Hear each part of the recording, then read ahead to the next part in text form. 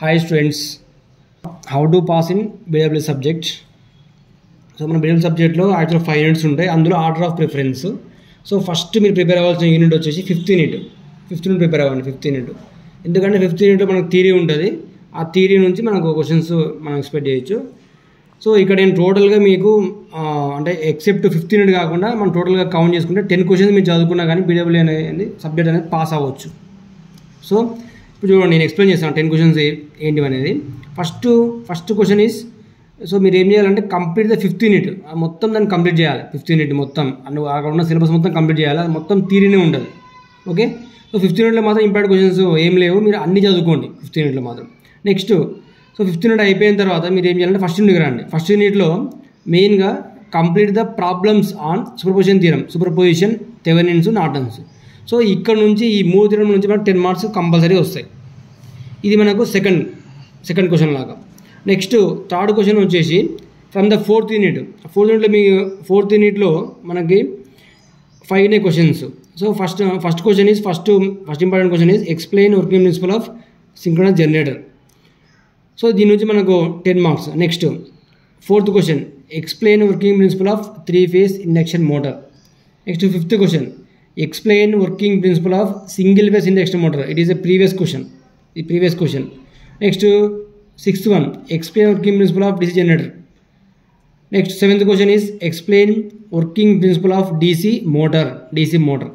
Okay, these are the 5 questions. Compulsory ఈ 5 questions నుంచి ఒక క్వశ్చన్ కంపల్సరీ వస్తుందండి, 10 marks long question. Next 4th అయిపోయిన తర్వాత next third unit preference. So third unit వచ్చేసి first question explain working principle of auto transformer.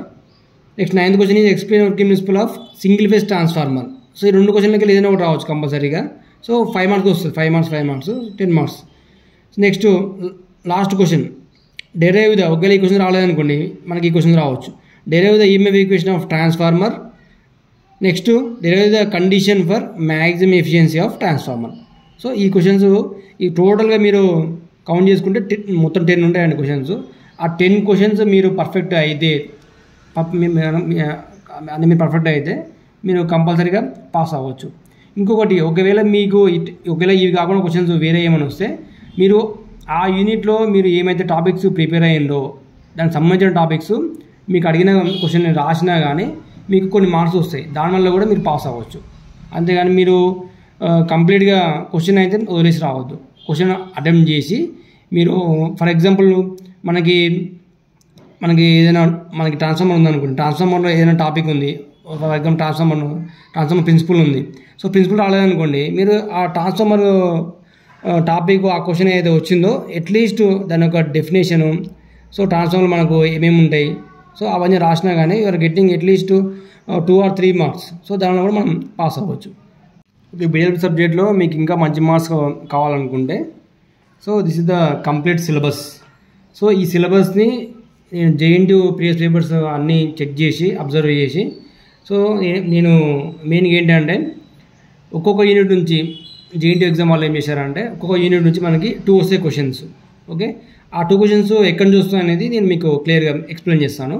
So ఇక్కడ ఏంటంటే మనకి ఎవ్రీ యూనిట్ని వాళ్ళు ఏం చేస్తారంటే 2 పార్ట్స్గా డివైడ్ చేస్తారు. 2 పార్ట్స్గా డివైడ్ చేసి మనకి మ్యాక్సిమం అంటే ఎక్కువ ఫస్ట్ స్టార్టింగ్ పార్ట్ నుంచి హాఫ్ పార్ట్ వరకు మనకు క్వశ్చన్ రావచ్చు.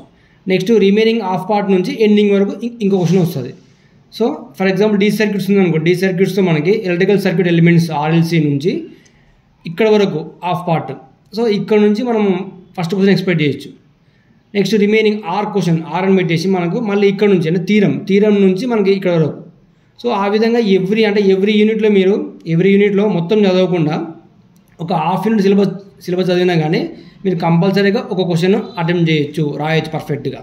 సో ఆ విధంగా same second unit, third unit, 4th unit, 5th unit, so ఆ విధంగా కంప్లీట్గా 5 యూనిట్స్లో మీరు ఓవరాల్గా అంటే మన పాయింట్ ఆఫ్ వ్యూలో అనుకుంటే 5 యూనిట్స్ ఉన్నాయి కాబట్టి, సో హాఫ్ సిలబస్ చదివినా కానీ మొత్తం మనకు 2.5 యూనిట్స్ అవుతుంది. 2.5 యూనిట్స్ మీరు పర్ఫెక్ట్గా చదివినా కానీ మీరు మంచి మార్క్స్ స్కోర్ చేయొచ్చు. Okay, thank you.